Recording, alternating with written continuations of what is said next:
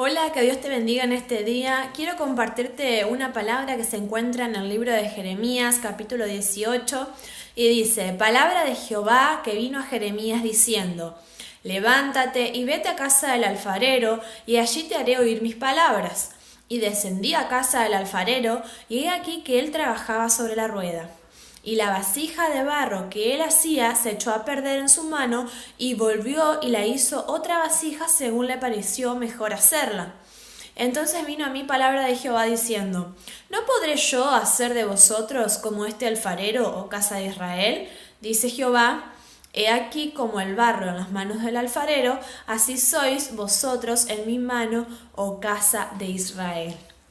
En el primer versículo, cuando comenzamos a leer, dice que Jehová le dice a Jeremías: levántate. ¿Qué quiere decir? Que si Dios le dice a Jeremías levántate, significa que Jeremías no estaba de pie, significa que estaba sentado, estaba acostado, estaba bajoneado. No sé cómo habrá estado Jeremías en ese momento, pero de pie seguramente no estaba, porque Jehová le dice levántate. Y si seguimos leyendo los versículos 2, 3, dice: levántate y vete a casa del alfarero, y allí te haré oír mis palabras. Y descendí a casa del alfarero, y aquí que él trabajaba sobre la rueda. Esta rueda que Jehová habla muchas veces hace referencia a los problemas, a las pruebas que muchas veces atravesamos. Muchas veces nos preguntamos por qué tenemos pruebas, por qué tenemos problemas, pero es algo que no nos vamos a poder desviar. Dice Dios que todos tenemos que pasar por pruebas. Y todas las pruebas no son lindas, sino son un desierto que tenemos que atravesar sí o sí, y que no podemos escaparnos de eso. ¿Por qué?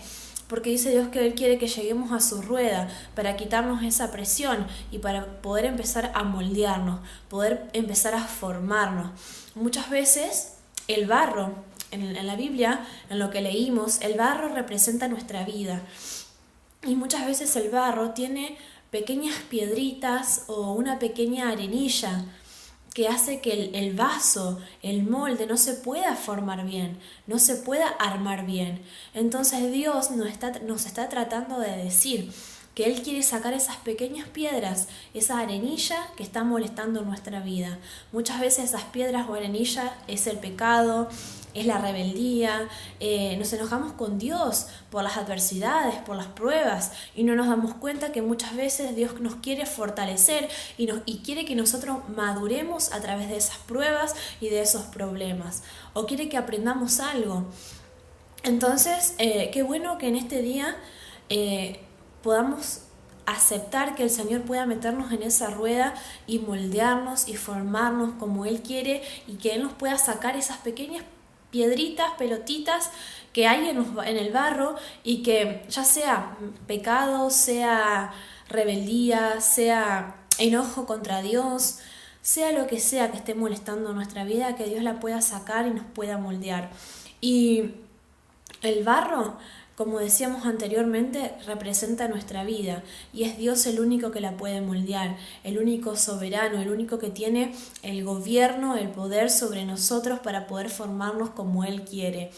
Y te quiero leer Romanos capítulo 9, versículo 20, es muy conocido el pasaje, y dice: Mas antes, oh hombre, ¿quién eres tú para que alterques con Dios? Dirá el vaso de barro al que lo formó: ¿por qué me has hecho así?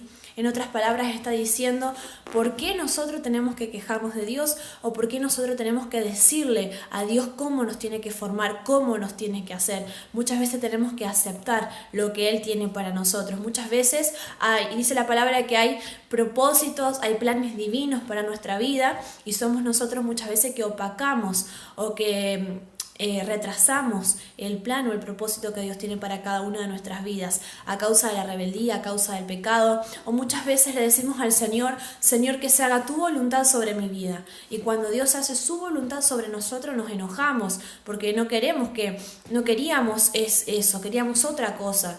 Entonces muchas veces le decimos a Dios cómo tiene que hacer las cosas, y Dios por ahí nos tira las orejas y nos enojamos. Entonces, en otras palabras, el versículo que leímos en Romano dice ¿Quiénes somos nosotros para decirle a Dios cómo tiene que hacer las cosas?